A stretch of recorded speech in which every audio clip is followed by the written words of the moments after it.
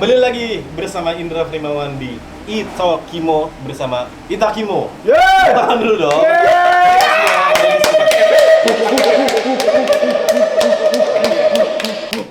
Untuk diri mereka sendiri. Terima kasih. Sangat bersejarah sekali Itokimo di opening oleh Indra Primawan. Seorang apa? Seorang Politikus. Iya. Politikus muda. Tikus muda. Tikus. Betul, bukan Semarang Betul. Bukan. Itu Indra Primawan. Enggak, itu udah basi banget. Bukan sebenarnya putih. ikut-ikut. Iya. Cari nih, acara. Bukan, Prabudi bukan. Oke, kali ini kita kedatangan artis ya, stand up comedy, Mantan artis mantan artis yang masih Masih jadi artis. dong. masih. Sombong masih. Masih. Kapan lagi bisa sombong? Indra Primawan. Betul sekali. Abang udah berapa lama di Bali, Bang? Dari Oktober ini sekarang kita tag-nya bulan Februari tahun kemarin kan. Ya. 2018. Iya. Ini take 2018. Jadi sebelum corona. Iya. Berarti Sebelum Itokimo ada. iya. Iya, itu udah bikin video kayak gitu. Jadi jangan nanya social distancing.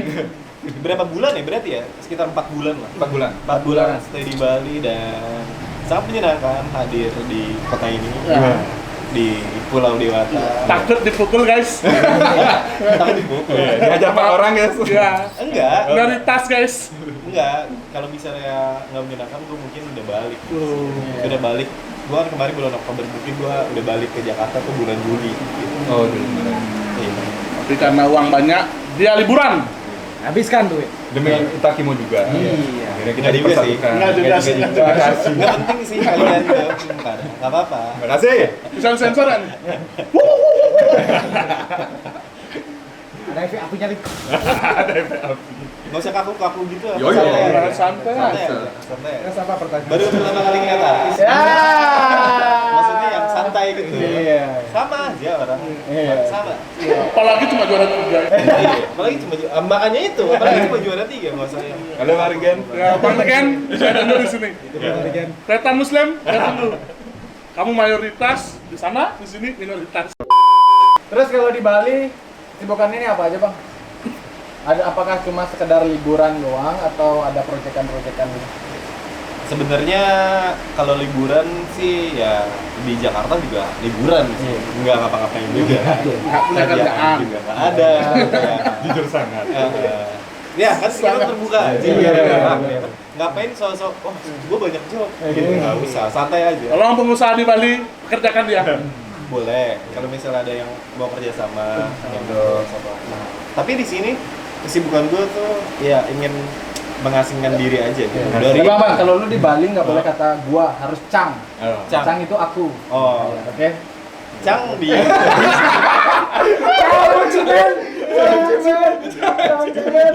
Cang, Cang, saya, Ci, kamu. Ci, Ya, Oke. Cang Ci. Deal ya. Cangcinya. Kacang cuan. Gua lu nggak ada, Cang, Ci. Ada. Tapi nggak di sini. Oh, Ya, aku gua suka. kan aku kamu baper lagi. Iya, udah biasa lu gua gitu kan di Jakarta. Enggak, intinya gua di Bali tuh mengasingkan diri lah dari hiruk pikuk Jakarta dan mencari inspirasi dari mungkin lu kalau misalnya ada di suatu keadaan di mana lu terasa asing. Iya kan? Mungkin otak-otak kreatif lu akan bekerja lebih maksimal. Iya. Dan itu kayaknya pengen gue manfaatkan. Makanya gue pergi ke Bali untuk waktu yang kayaknya cukup lama lah ya. Cukup lama. Cukup lama. Orang biasa ke Bali kan maksimal sebulan lah ya. Sebulan lah ya. Sebulan lah. Iya. Gue udah sampai 4 minggu gitu. 4 minggu. Nice. Dong. 1 bulan. Nice. 4 bulan. Ngomong-ngomong ini air putih ya, guys. Iya. Ya, ya gitu lah.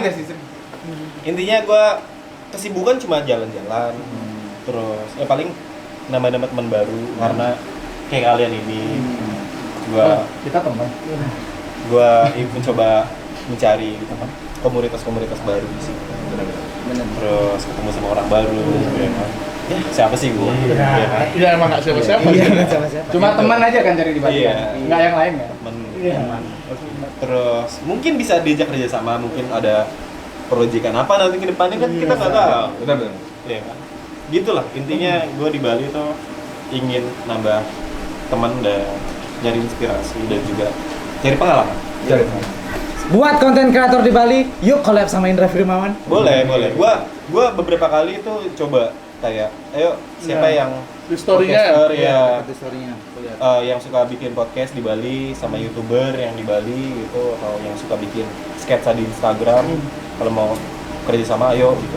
Gue juga nggak sombong atau maksudnya kayak mungkin beberapa kelemahan konten kreator di daerah, mereka segan ya ke orang-orang yang lebih mungkin tinggi.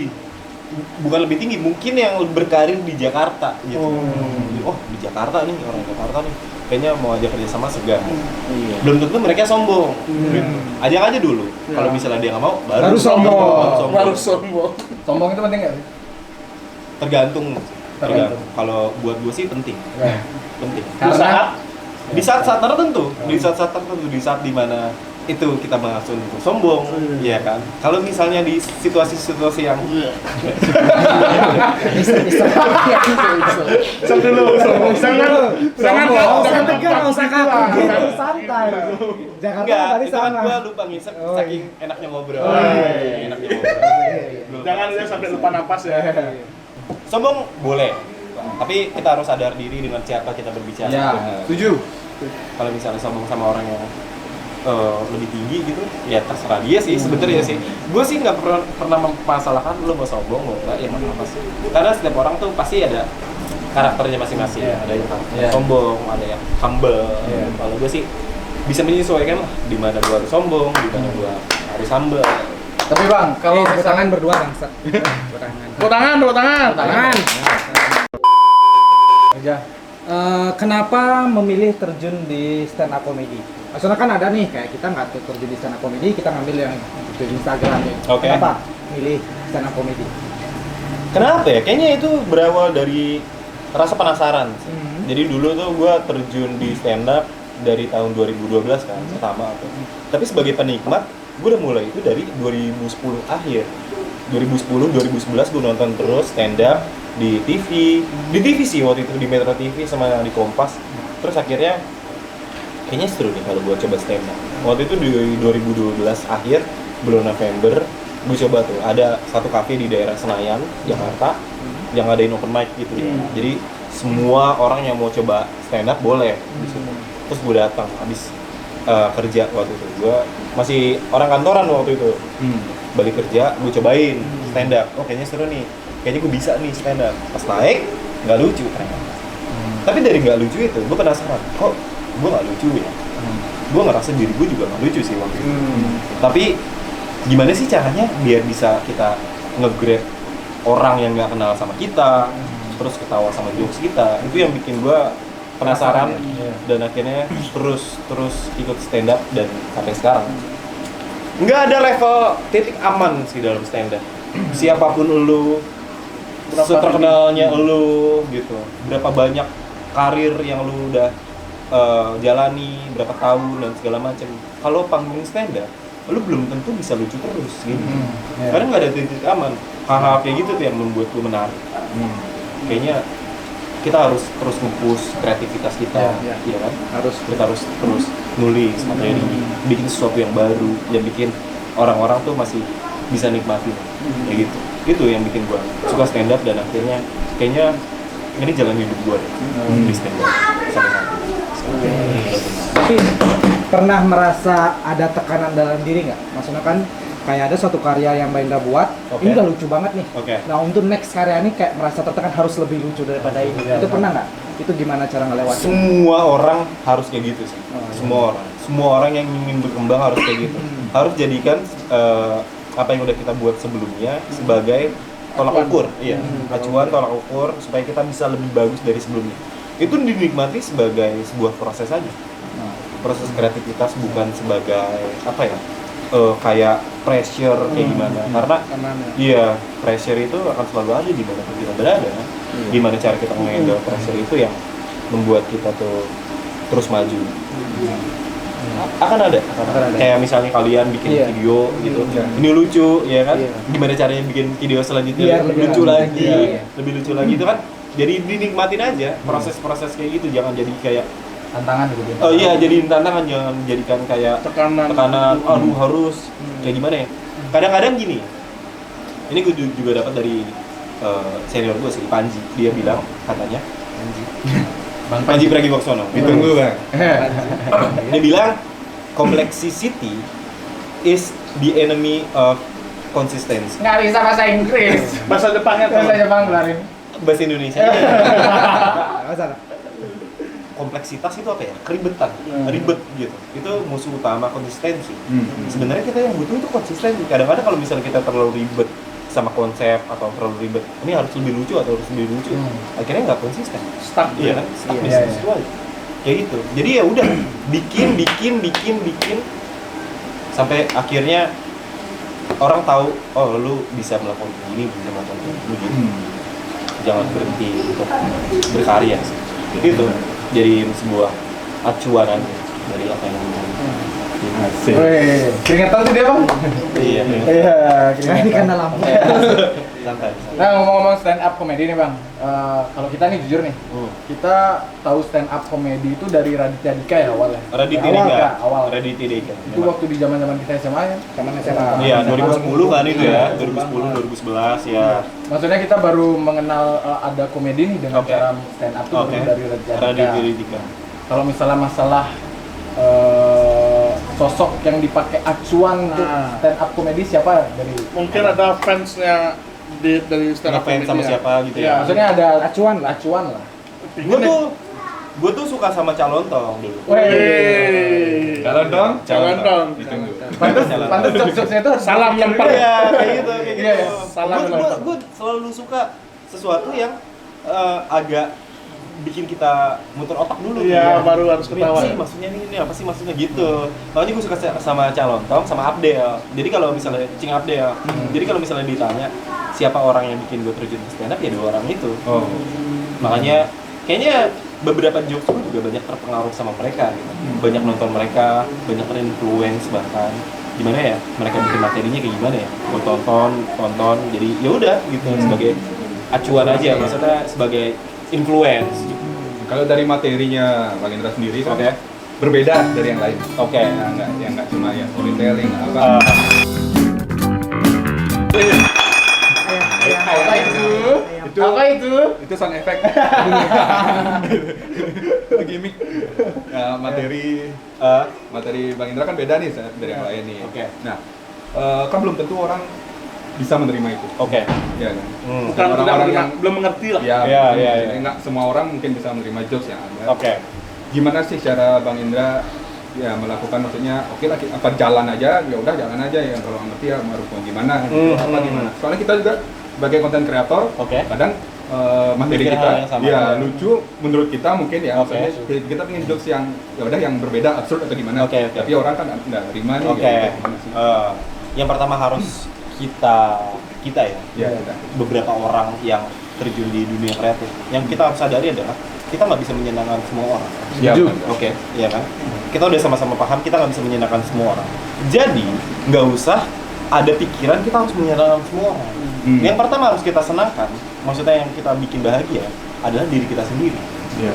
Dari dulu gue berkarya sampai sekarang kayak gitu. Kalau misalnya gue senang bikin materi kayak gini, ya udah, gue senang ngelakuin ini, dan nantinya orang-orang yang senang juga sama itu akan datang sendiri. Dan orang yang nggak suka, ya nggak suka, nggak apa-apa juga. Kita nggak ada paksaan untuk lu harus suka sama karya gue nih, lu harus suka sama video gue nih. Ya nggak ada paksaan untuk itu kan. Yang penting lu seneng berkarya, karena kalau dari keikhlasan itu lu juga puas gitu, berapapun hasil yang lu dapat atau uang yang lu dapat, dari puasan secara spiritual, batin, jiwa lu, ya mungkin kayak gitu sih kalau gue sih. Gue nggak ada mempermasalahkan kalau misalnya ada orang yang nggak ngerti sama jokes gue, ya nggak apa-apa. Gue juga nggak semua komedi juga gue suka sih. Kita juga kan, gitu Iya, kan. benar. Ya udah. Jadi kita berkarya untuk diri kita sendiri. Kalau misalnya ada yang suka, nggak apa-apa. Lu masuk, lu nikmati. Kalau enggak, ya udah nggak usah menuntut yang lain-lain. Lu juga nggak pernah menuntut lu untuk suka sama komedi gue. Kayak gitu sih. Kita harus sadar akan hal itu. Iya, karena stand up comedy kan termasuk seni juga kan, Bang. Seni, betul. Kan ada beberapa orang yang senang, ada yang Betul, enggak juga. Kan? betul. Bahkan semua komik yang paling lucu, yang menurut kita lucu nih, ada juga yang nggak suka. Iya, Ada iya. juga yang nggak lucu nih dia gitu. Kalau untuk show stand up, nah kan kita keliling nih bang. Oke. Apa sih yang membedakan di setiap kotanya atau setiap daerah ini? Yang jelas sih orang-orang di daerah tersebut, karena setiap daerah punya kulturnya masing-masing. Ya, gue nggak bisa terus-terusan, bukan nggak bisa sih, lebih ke gue nggak bisa memetakan mereka tuh suka jokes yang kayak gimana. Jadi emang itu sebagai tantangan tersendiri.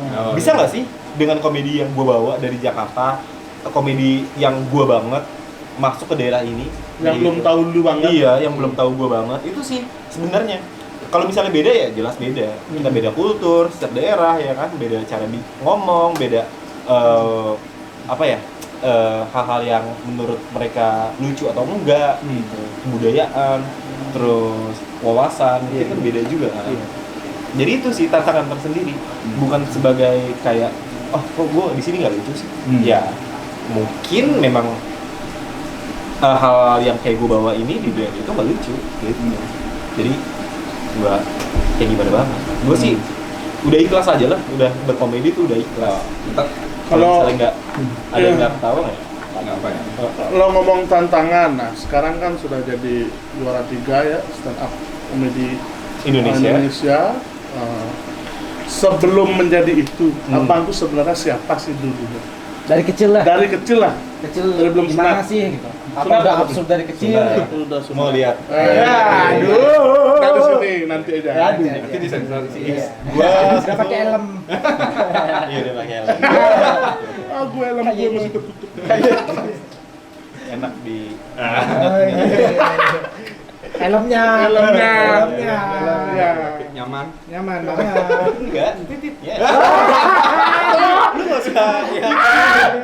Tolong jangan disensor. Itu disensor titit. Gue tuh belum kayak gue yang sekarang. Kalau misalnya ada orang nanya, apa sih yang lu dapetin dari stand up yang paling lu dapetin gitu? Uang jelas, popularitas jelas, tapi yang sangat-sangat gue syukur ya, bagaimana cara gue melihat dunia, bagaimana cara gue melihat kehidupan sekitar. Nah kalau lu tanya, gue sebelum di stand up adalah gue yang buta terhadap lingkungan, terhadap dunia gitu. Gue tuh dulu tuh introvert, ansos, lebih ke gue nggak mau ketemu sama orang baru. Gue sekolah pun pas istirahat di kelas doang, terus culun lah, Main boneka voodoo. nggak sampai Itu kayak biasa gitu. introvert. Iya. Kayak gitu gue lebih tertutup dulu, bahkan tertutup banget nih, tertutup banget. Kalau di rumah juga gue jarang main, teman-teman gue itu doang. Gue nggak mungkin kayak sekarang kalau gue mau stand up, gue nggak tahu sumpah. Kalau misalnya ditanya kalau nggak ada stand up gue jadi apa, gue nggak tahu. Jadi kayaknya kalau misalnya ditanya siapa gue sebelum stand up, Lu yang nggak tahu orang yang dunia. dilupakan. Oh. Orang yang dilupakan karena temen SMP gue sempat bilang ke gue, mungkin kalau nggak ada stand up kita lupa pernah satu sekolah sama lu gitu. Karena memang gue ansos itu. Tapi segitunya ya, Bang? Iya, se-introvert itu. Ngerasain sih. Iya kan? Iya kan? Sekadar sih juga. Iya kan? Sekarang nih kadang Nah, kayak gitu. Kadang ada yang, ini temen SD ku nih. Ya. Kayak nama, padahal nggak Iya. kenal. Ingat Padahal nggak? nggak terlalu akrab Ya, akrab ya. Ngomong-ngomong itu rokokku ya.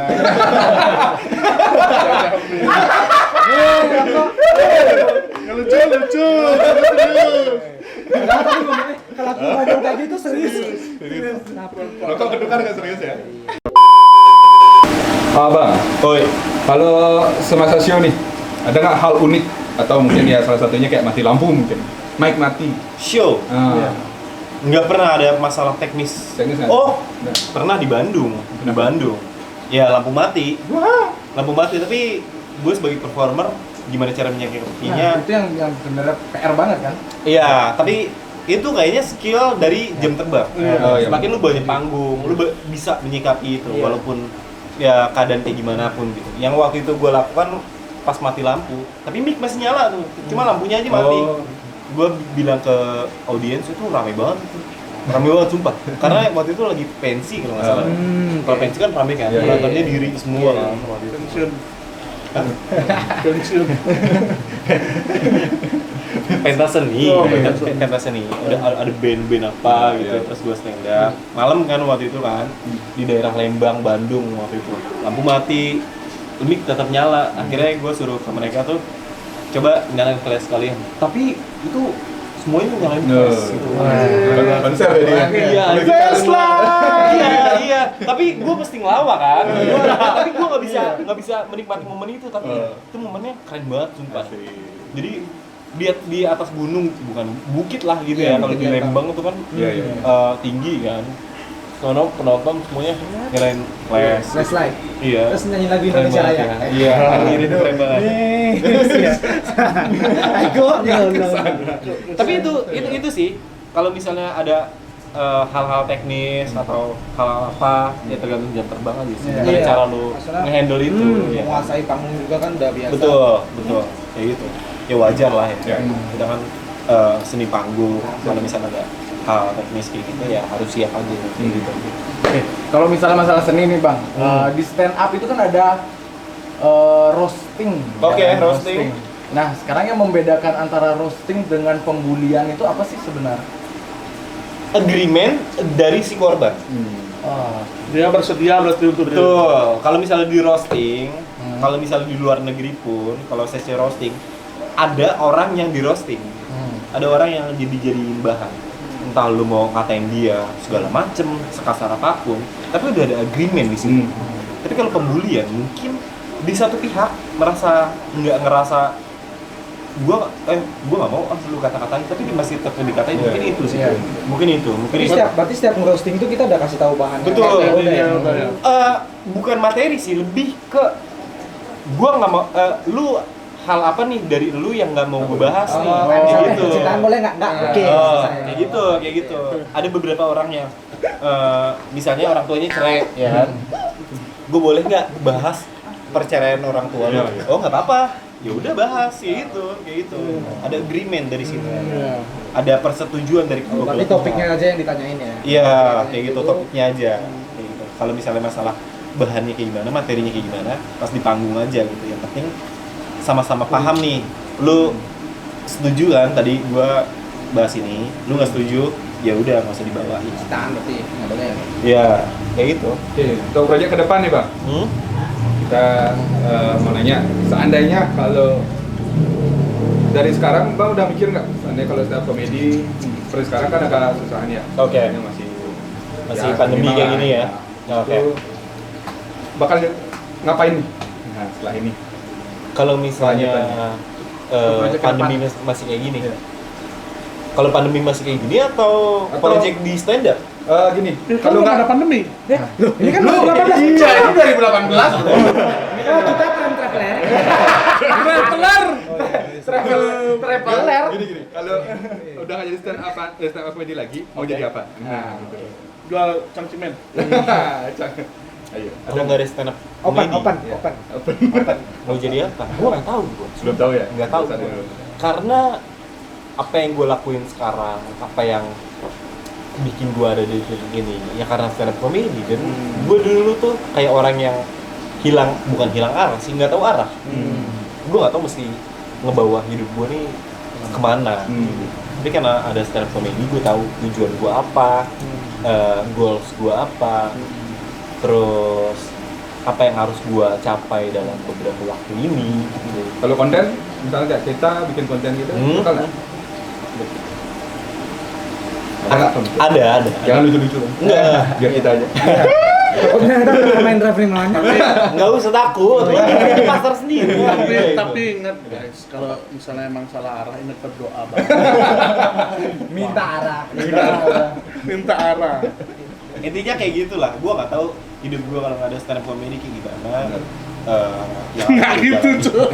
Kayak gitu. Kira kopi. Kayak kopi lah. Nggak dipakai-pakai sama Budi saya. Kok gimmicknya nggak dipakai-pakai ya? Udah aku pakai. Tapi kalau misalnya bikin konten-konten gitu ada kepikiran karena berapa bulan gue di Bali nih dari Oktober 3 bulan lah, 3 bulan lebih, hampir 4 bulan. Duit gue udah habis. Padahal dari awal udah ngabisin duit. Duitnya Udah habis. Jadi ya udah gue bikin konten lagi. Kalau kayak gitu ceritanya. Yuk support Indra Primawan. Tapi nggak mau Kita kan donasi nih buat Indra. Kita bisa.com gitu. Begitu aja dari Indra Primawan. Mungkin ada sepatah dua patah kata untuk orang yang mau mencoba, Sepatah dua patah kata untuk orang mau maju. Oh ya, konten kreator Bali bang. Nah, Bang, soalnya gini bang, kadang-kadang orang konten kreator yang memang di luar Jakarta ya, memang Oke. kan Jakarta kan kota entertain gitu. Oke. Kadang-kadang kalau misalnya orang-orang yang di luar di daerah-daerah kayak seperti di Bali itu mungkin agak sedikit kurang berani untuk menunjukkan karyanya. Oke. Pesan-pesan lu buat orang-orang yang seperti itu kayak gimana bang? Orang yang punya karya tapi nggak berani untuk mengeluarkan karya dia. Ini gue mencoba relevan ya Iya. dengan keadaan yang terjadi sekarang. Saran gue adalah untuk orang-orang di luar Jakarta yang ingin berkarir, yang ingin bikin sesuatu adalah bikin aja. Bikin aja. Lu nggak usah berpatokan ke Jakarta. Kenapa? Karena Jakarta sangat-sangat keras sekali. Jakarta kan Jadi, lu harus jadi raja di daerah lu. Iya, siap. Pikirin itu aja. Udah. kita Nggak mau usah- di Bali. Iya, nggak usah mikirin Jakarta, nggak usah berpatokan ke Jakarta dulu, gitu. Karena kalau misalnya lu berpatokan ke Jakarta, makin banyak pikiran lu dan akhirnya menghentikan lu untuk berkarya. Jadilah raja di daerah lu sendiri, bikin sesuatu dan konsisten. Gitu. intinya kerja. Itu dia. Kita kayak mau bisa, kenapa kalian enggak? Mantap. Itu dia. Iya. Kerja. Kayak enggak tipes ya. Gitu. Iya. Sekian dari Indra Primawan dan Ita Kimo. Inilah Primawan dan Salam kali. Ita Kilo.